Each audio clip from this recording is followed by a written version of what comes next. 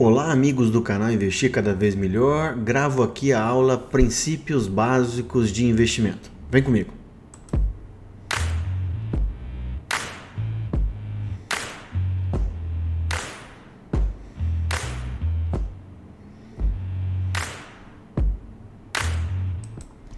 Então vamos lá.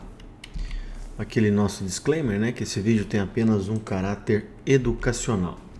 Bom, então quais são os pré-requisitos para uma pessoa começar a investir? Obviamente ela tem que ter dinheiro disponível para isso, né? No Brasil, a gente vai ter que abrir uma conta numa corretora. Os melhores produtos estão nas corretoras, sejam elas independentes ou vinculadas aos bancos, os grandes bancos. A gente precisa estar muito convicto dessa atitude, eu vou mostrar para vocês. E a gente vai precisar estudar o tema, tá? Tudo começa pelo controle das finanças pessoais, né? Então a gente tem que ter um controle dos nossos gastos para que os nossos ganhos sejam maiores, né, com as nossas despesas, e que a gente tenha uma sobra mensal, de preferência todos os meses, para a gente aplicar e aplicar de maneira correta, tá? Então, eu costumo falar nas minhas aulas, né, que a gente tem que trabalhar muito, poupar parte do nosso salário sempre e depois investir, e de preferência investir de maneira correta, tá? E talvez uma coisa muito importante, a pessoa tem que estar muito convicta nessa atitude, diferentemente do que a gente vê por aí nas redes sociais, né, como sendo uma ação fácil, sem problemas, a gente vai ver que o ato de investir, ele tem suas complicações, tá? E na maior parte das vezes, ele é pouco prazeroso ou não prazeroso para a maior parte das pessoas. E qual que é a principal razão disso? Porque você poupar é um ato de abstenção. Você está deixando de um consumo agora para consumir algo maior, melhor no futuro, tá? E a recompensa, ela vai vir só com o tempo, após anos e anos de dedicação, tá? A gente vai ter que ter muita paciência para ter bons resultados, tá? E isso gera estresse, né? Porque você abre a mão desse consumo imediato, isso acaba gerando algum desconforto. E aquilo que eu acabei de comentar, né? O bom resultado a gente vai ter só no longo prazo, tá? Outro problema de investir é que ele é repleto de dúvida, tá? Porque eu tô falando ninguém, é ninguém mesmo, tem o menor controle sobre o futuro. A gente tem expectativas, tá? Outro problema, como a gente não pode colocar tudo no nosso portfólio, sempre a gente vai ter que escolher entre um produto A e B para colocar na nossa carteira, tá? E essas dúvidas vão gerar estresse, tá? Então, isso aqui é extremamente importante, né? É um ditado antigo, conhecido de todos no mercado financeiro, mas que é verdade, né? A gente não tem certeza e sim probabilidades. Ano passado eu vi um gestor comentando, né, que o investidor, ele tem a sensação que está sempre errado, né? Quando você faz um trade, né, uma operação que deu certo, você fica pensando, puta, devia ter investido mais naquilo. Se deu errado, não deveria ter comprado. Então a gente sempre está em dúvida, porque eu posso falar para vocês por conta própria, né? Eu já estou nisso há quase 15 anos.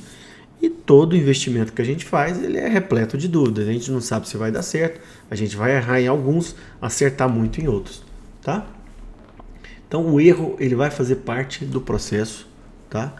A gente tem que acostumar com isso. O ideal é que a gente acerte mais do que erre, tá? Bom, por último, você vai ter que estudar o tema. Não tem como a gente ser um bom investidor de sucesso aprendendo com os outros, escutando dicas da academia, dicas de familiares. Não, a gente vai ter que compreender o assunto do básico, né, o que a gente está vendo aqui, conceitos básicos, até coisas mais avançadas, tá? Não tem outro caminho, tá? Então é preciso estudar muito, tá? Conceito de investir, você corresponde ao ato de empregar recursos próprios ou de terceiros no intuito de obter um lucro no futuro, tá? Bom, eu costumo sempre falar, né, que o sucesso do investidor ele é baseado nessas 4 palavrinhas, né?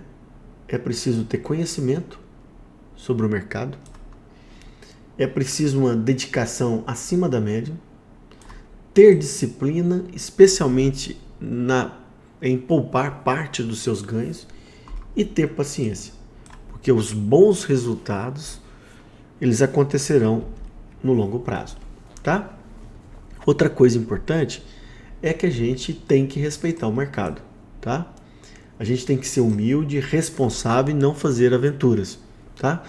É muito comum as pessoas chegarem no mercado financeiro, bons profissionais, advogados, médicos, engenheiros, e achar que vão ter o mesmo desempenho no mercado financeiro, tá?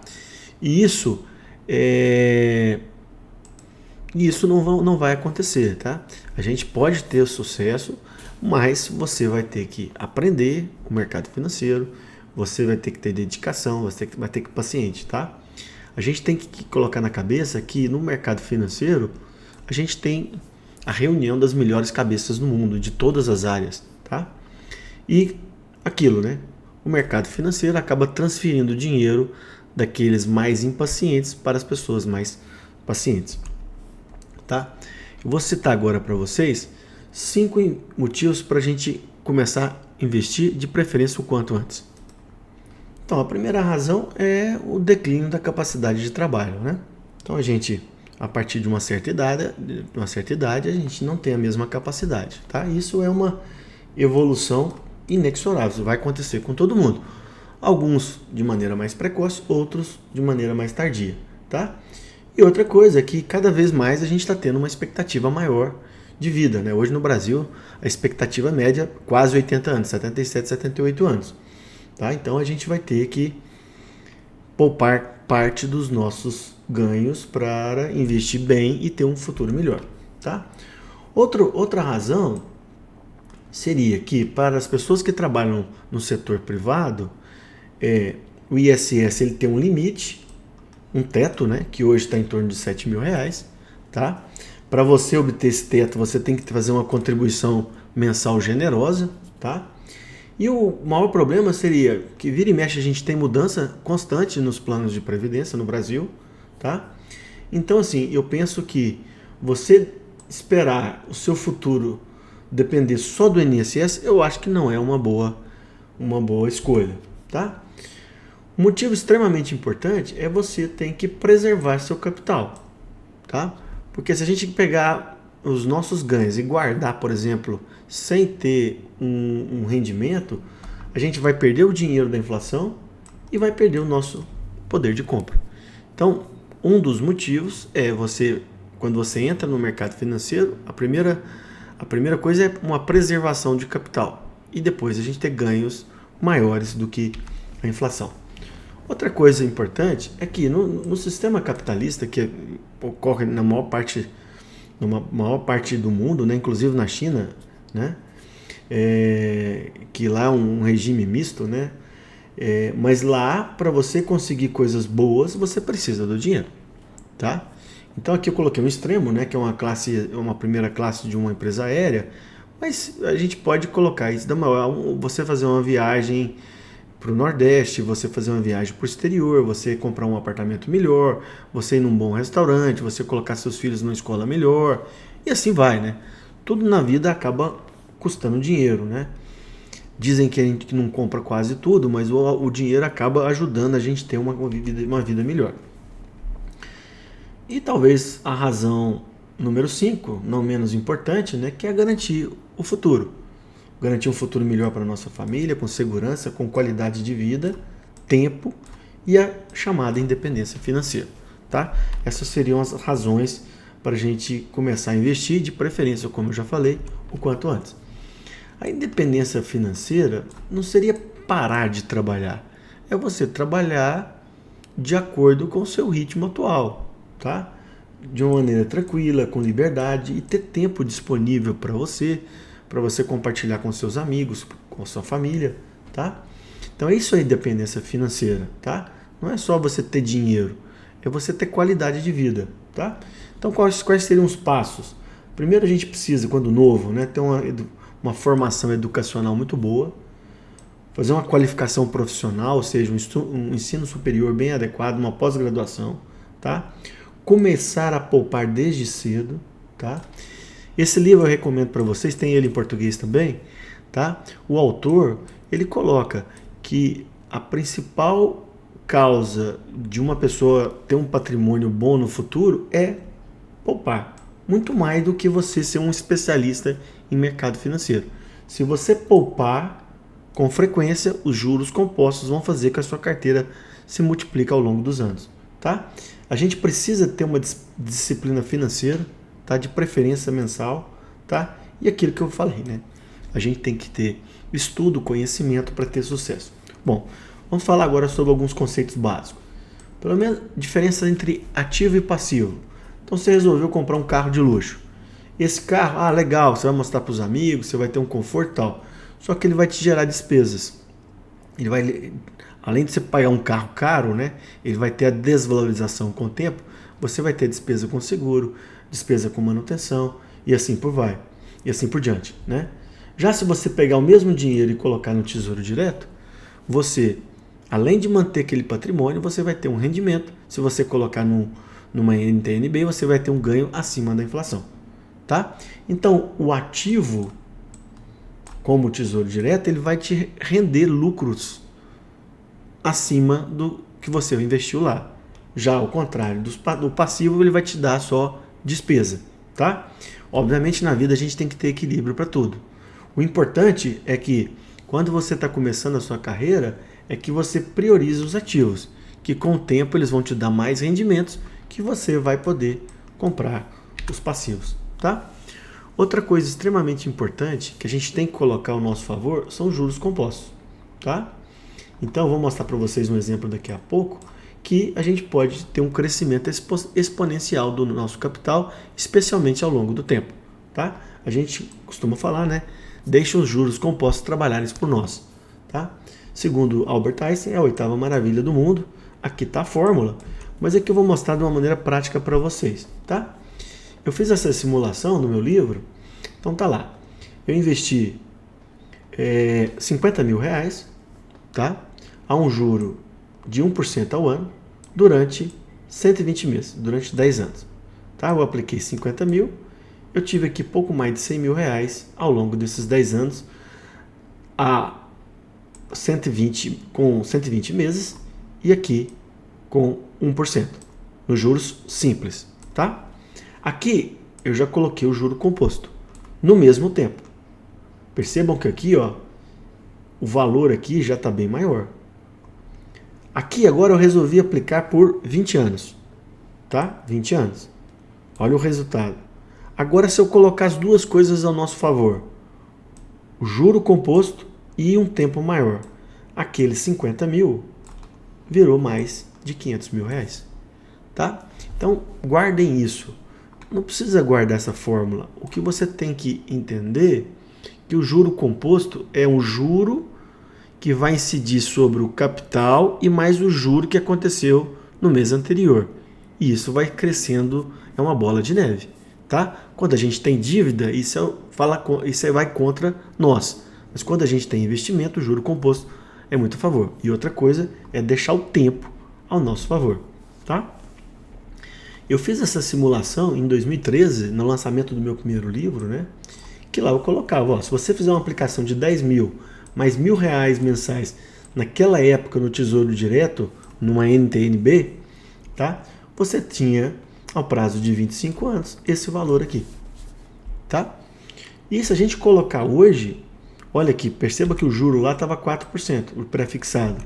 Aqui já está 5,72%. Então, eu fiz uma nova simulação ontem. Se a gente aplicar 10 mil, R$1.000, num tempo um pouquinho menor, olha o valor que a gente consegue. Então, percebam, meus amigos, que você com um aporte inicial não tão grande e mais uma contribuição mensal no longo prazo, você vai ter um capital robusto, tá? Obviamente, se você não tiver 10 mil, você pode fazer uma aplicação inicial menor, 5 mil, 1.000, 2 mil, vai depender de cada um.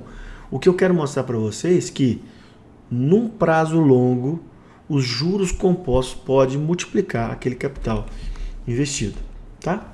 Outra coisa importante é o conceito de trade-off. O investimento ideal seria aquele que alta rentabilidade, com mínimo risco e com liquidez imediata. A liquidez é aquilo, a gente converter o nosso investimento em dinheiro o mais rápido possível. Então esse seria o investimento ideal. Só que esse investimento ideal não existe.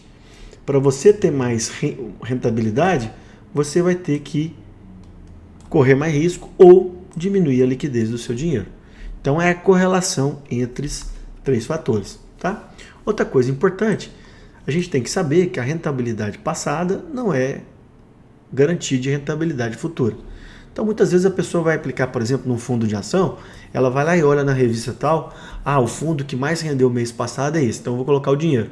Aí no mês seguinte o fundo tem prejuízo, tá?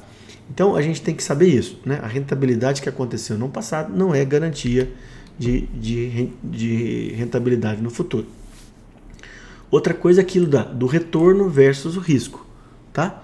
Todo investimento tem risco, inclusive a poupança, os títulos do Tesouro Direto e assim vai, tá? Aqui essa ilustração mostra, né, que o negócio próprio, né, quem é aquele empreendedor, o negócio próprio é aquele que tende a dar um maior retorno, mas ele que tem um maior risco também, tá? Então lembre-se dessa correlação entre risco e retorno. Bom, então a gente, para ter maior rentabilidade, a gente vai ter que assumir risco. Risco de crédito seria você comprar um CDB de um banco, o banco quebrar, você perder aquele dinheiro. Risco de liquidez é você ter um imóvel e não conseguir transformar ele em dinheiro. E o risco de mercado é o risco global como um todo. Agora a gente está vivendo em 2022 um momento macroeconômico ruim. A maior parte dos ativos caíram de valor, tá? Então a liquidez é a capacidade da gente converter o investimento em dinheiro. Por exemplo, um imóvel, você tem um imóvel X, você pode vender ele amanhã, tudo bem, mas você pode vender daqui 6 meses, daqui 1 ano, 2 anos. Já se você tem cotas de fundos imobiliários que têm o mesmo propósito, investimentos no mercado imobiliário, eu já gravei essa aula no canal, você precisou do dinheiro, você vende hoje, daqui 2 dias está na sua conta. Então a liquidez de um fundo imobiliário é muito maior do que de um imóvel, tá? Outra coisa que a gente tem que saber é que é o seguinte: todo país tem uma taxa básica de juros, que no Brasil chama-se Selic, tá? E que essa taxa básica ela vai balizar praticamente todos os outros investimentos. Dela surge a taxa CDI, que a maior parte de vocês conhece, que vai remunerar os fundos DI, tá? E que vai ser referência para outros tipos de investimento. E a taxa de juros afeta tanto a renda fixa como a bolsa de valores, tá? No dia 15 de junho, o Banco Central elevou essa taxa para 13,25. Aqui está uma curva de 12 anos que eu fiz para vocês, tá? Então a gente está 13,25.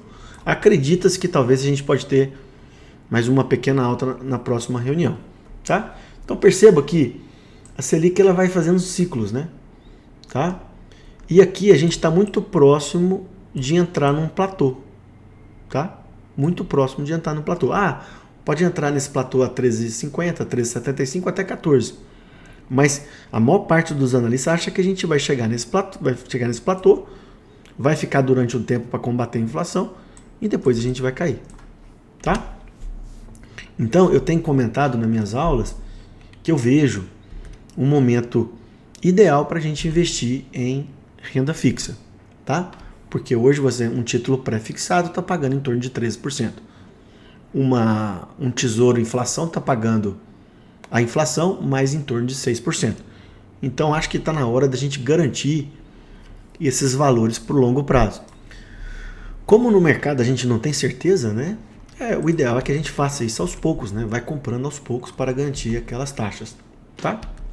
Uma coisa importante é que as pessoas pensam assim, a Selic está alta e então eu vou investir só em renda fixa. Isso é um erro. Eu vou gravar inclusive uma aula sobre isso, porque quando a taxa Selic subiu muito, ela saiu de 2 para 13, usualmente isso é muito ruim para a Bolsa. Então a Bolsa agora ela ficou muito barata, tá?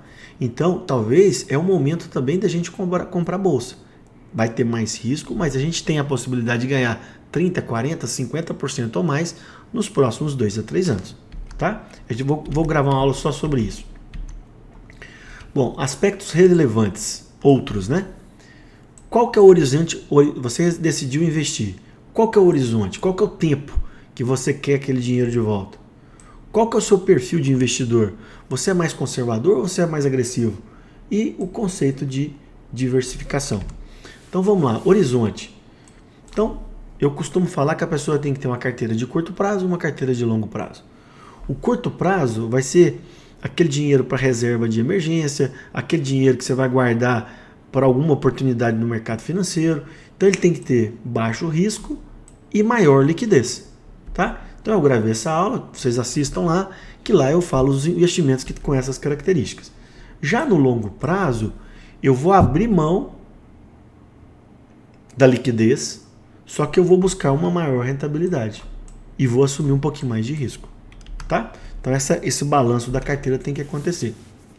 Obviamente, outro ditado muito comum no mercado financeiro, não tem almoço grátis. Para você ter uma maior rentabilidade, você vai ter que correr risco, não tem como. Bom, perfil do investidor. Se você abrir uma conta numa corretora ou num banco, você sempre eles vão te fazer um questionáriozinho para tentar enquadrar você nesses tipos de investidor, que eu vou mostrar para vocês a seguir. O mais importante é você respeitar seu perfil. Tá? Eu tenho um perfil agressivo. Tá? Já outras pessoas não têm esse perfil. Então você tem que respeitar o seu perfil. Às vezes um irmão seu tem um perfil muito mais agressivo ou mais conservador que você. O importante é a gente saber respeitar. Então, nessas perguntas que as corretoras e bancos fazem, eles vão perguntar: qual o seu grau de conhecimento sobre o mercado financeiro? Você investe sozinho ou segue orientações de terceiros? O que você prioriza? Rentabilidade ou segurança? Que é correr menos risco.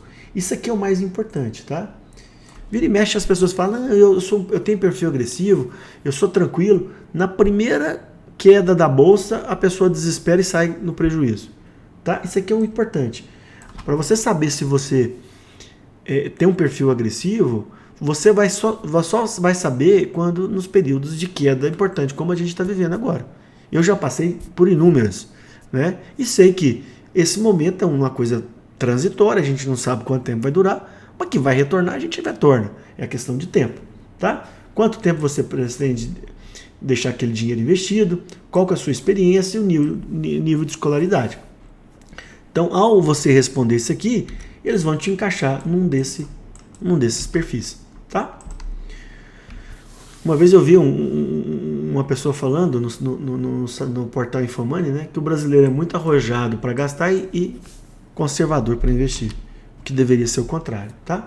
Bom, investimento e risco, eu falei da suitability, né? Mas não é só isso. Idade. Uma pessoa de 30 anos, ela pode correr muito mais risco do que uma pessoa de 70 anos, porque ela vai ter mais tempo de corrigir eventuais erros ou eventuais crises, tá? Montante acumulado. Vamos supor que a sua meta é X, você já está perto de acumular. Por que você vai arriscar muito? É hora de arriscar menos. Agora, se você está começando, seu patrimônio é muito pequeno, você pode arriscar mais. Profissão. Vamos comparar um profissional liberal e uma pessoa que trabalha concursada no setor público. O dinheiro dessa pessoa que é concursada, ele é muito mais garantido, a profissão é muito mais estável. Então, ela pode investir em coisas mais arriscadas, porque no longo prazo ela pode ter uma maior rentabilidade. Já a pessoa que trabalha no profissional liberal, ele tem que ter uma reserva de emergência maior. Então, às vezes, ele tem que correr um pouquinho menos de risco. Então, na verdade, a gente tem que estudar esse conjunto desses 4 fatores para montar uma carteira de uma pessoa. E talvez aqui está o mais importante, né? A gente tem que diversificar. É renda fixa ou renda variável? Por que não os dois? Eu quero ter imóveis, coloque imóvel. O importante é que a gente faça uma carteira de investimentos, tá? Esse aqui é o Harry Markowitz, né? Que ele propôs, né, que a melhor maneira de você diminuir o risco de uma carteira é fazer a diversificação, tá? Nunca aposte aquela ação, você estudou uma empresa, você acha que ela vai despontar, então eu vou colocar 100% do meu patrimônio lá. Não deve fazer isso. No Brasil é muito profícuo, né? De coisas, de pirâmides e coisas que acabam tomando o dinheiro das pessoas, tá? Então aqui, eu acredito muito nisso, né? A diversificação, sem dúvida, é a melhor maneira de evitar que você fique pobre da noite para o dia. Porque por mais que você confie numa empresa, por mais que você confie no ativo, aquilo não é garantia. A gente não tem controle sobre o futuro. Eu gravei essa aula, é o nome do meu livro, né? Tá bem legal, falando, aqui eu comento os principais ativos e como a gente fazer essa mescla entre os ativos. Renda variável ou renda fixa? Mais uma vez, eu acho que a gente tem que ter espaço para colocar os dois ativos na nossa carteira, tá?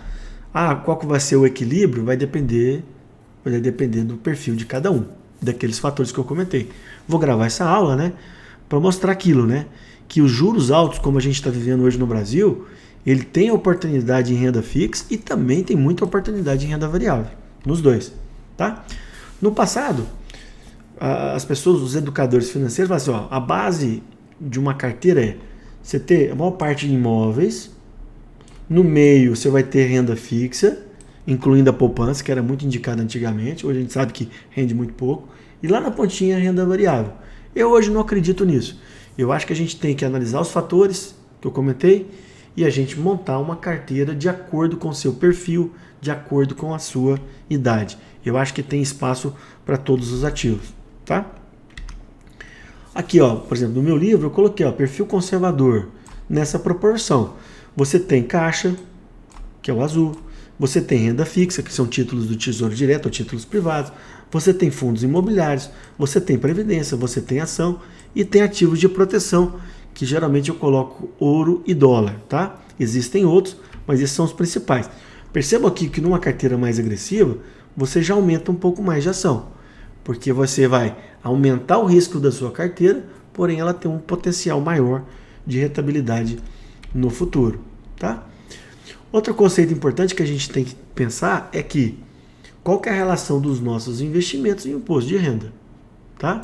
Então aqui eu fiz uma comparação para vocês, apliquei lá na poupança 50 mil reais e rendeu 53 mil na poupança, quase 55 num CDB de um banco e numa LCI, um pouco mais de 54 mil, tá? Então se a gente pensar o rendimento antes do imposto de renda, o CDB é maior. Só que quando a gente coloca o imposto de renda, a gente sabe que a LCI ela é isenta de imposto de renda para a pessoa física. Então ela tem um rendimento maior. Então a gente tem que saber que existem vários mecanismos para a gente diminuir o imposto de renda de nossos investimentos, tá? Eu gravei várias aulas no meu canal, tem um livro sobre isso. Acho que vale a pena a gente saber dessas nuances do imposto de renda, tá? Então aqui, sejam ativos de renda variável, de renda fixa, é preciso escolher os bons ativos, não é fácil. A gente tem que dedicar, estudar, ter ajuda de profissionais da área, tá? Não é uma tarefa simples, mas é perfeitamente factível, tá? E uma coisa importante aqui, isso aqui é o Gianetti, Eduardo Gianetti, que ele fala, né? Que toda crise, como a gente está vivendo agora, ela parece que é a pior do mundo, né? Porque a gente não sabe até quando ela vai acabar. Mas uma coisa que a gente pode falar é o seguinte, toda crise ela vai acabar, né? O pior é que daqui a um tempo vai vir uma nova crise e assim por diante, tá? Espero que vocês tenham gostado da aula. Peço para vocês que dêem um like, compartilhem o vídeo, né? E até uma próxima. Um abraço.